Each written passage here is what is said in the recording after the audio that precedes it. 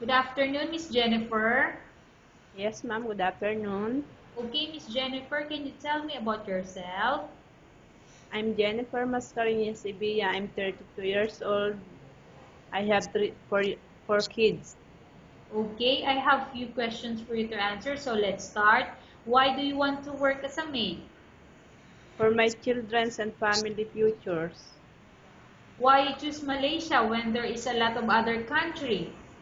Malaysia is a beautiful country. How are you qualified for this job? I'm honest, hardworking, physically and mentally fit. May I know what is your education level is? High school graduate. What is your recent experience? I'm sales lady. Have you worked abroad before? No, ma'am. Do you have experience of taking care of baby?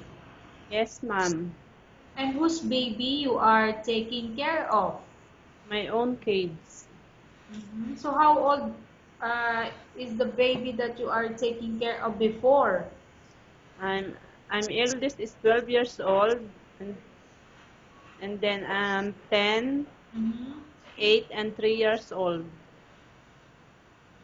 So you take care your own baby, right? Yes, ma'am. Since they are Yes, ma'am. since birth, right? Correct. Yes, ma'am, since birth. So what about elder people? Do you have experience taking care of No, them? ma'am. But are you willing to take care Yes, of them? ma'am. I'm willing to try. Okay. Do you have any other special skills? Yes, ma'am. So may I know the special skills that you have? Um, cooking, cleaning the house. Mhm. Are you willing to learn new skills? Yes, ma'am.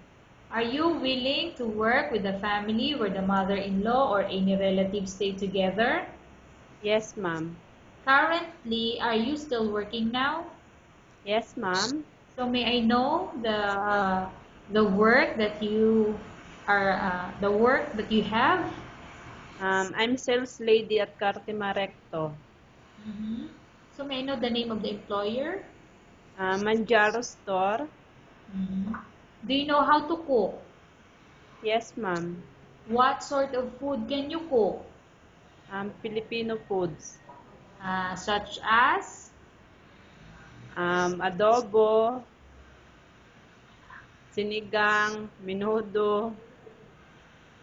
are you aware that you will have to do washing, cleaning, ironing, and cooking? Yes, ma'am. From all the house chores, which do you like most? Yes, ma'am. No, I'm talking about from all the house chores or household work such as washing, cleaning, ironing, and cooking, which do you like most? Cooking. If ever you were selected to work in Malaysia, who will take care of your kids? My parents. Okay. You are not allowed to use the handphone during working hours. Yes, ma'am. You are only allowed to use handphone after you finish all the works and when going to bed. Yes, ma'am. You are strictly needed to surrender the handphone to your employer in the morning, and your employer will return back to you once you're going to bed. Yes, ma'am. If ever your employer finds out that you're abusing of using your handphone and it's affected your work performance, your employer will confiscate your handphone and you are not allowed to hold it anymore. Instead, your employer will allow you to call to your family 3 times in a month. You're only allowed to bring normal phone and you are not allowed to bring smartphone.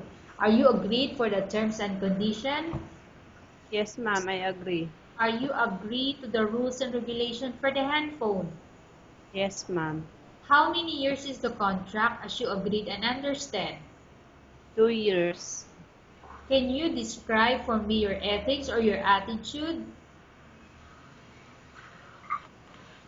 I'm honest and hardworking person. How can you assure to us that you will work hard in Malaysia?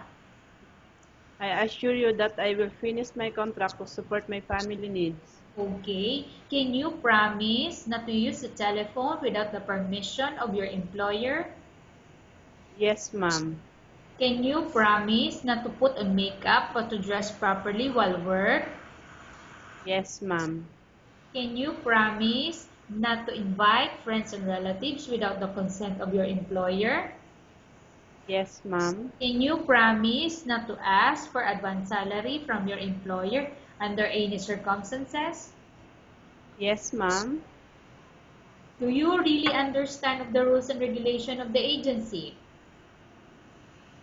Yes, ma'am. Do you pay any placement fee for you to come to Malaysia to work as a maid? No, ma'am. Do you have any history of sickness, example breast cancer or any other illness? No, ma'am. Do you suffer from any skin diseases? No, ma'am.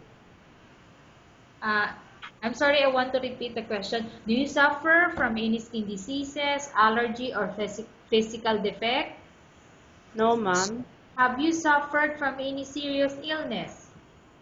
No, ma'am. Have you undergone any operation? No, ma'am. Are you medically fit? Yes. Are you in any medication? No, ma'am. Are you allergic with any food? No, ma'am. Are you prepared to work for the employer of any race? Yes, ma'am. Are you prepared to eat the type of food taken by your employer? Yes, ma'am. Are you afraid of being left alone in the house? No, ma'am. Are you afraid of dogs or other pets? No, ma'am. Can you promise to work according to instruction from your employer? Yes, ma'am. Do you have any immediate family working in Malaysia? No, ma'am. Okay. Uh, Miss Jennifer, we have finished our question section. Let's go to case study. I have a case study for you and I want you to answer me truthfully. Upon arrival in Malaysia within 6 months, if ever any of your family members pass away, what will you do? Will you continue to work till finish your contract or you will go back? Unfinished my contract. Okay. Tell us about yourself and why do you want to work in Malaysia as domestic helper? I'm Jennifer M. Evilla. I'm 32 years old. I have own kids.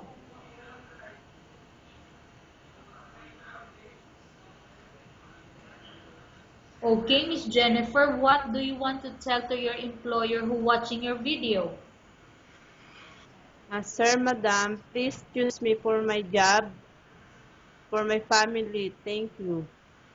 Okay, thank you very much, Miss Jennifer. We will update to your agency if there's any selection made by the employer. Thank you, ma'am.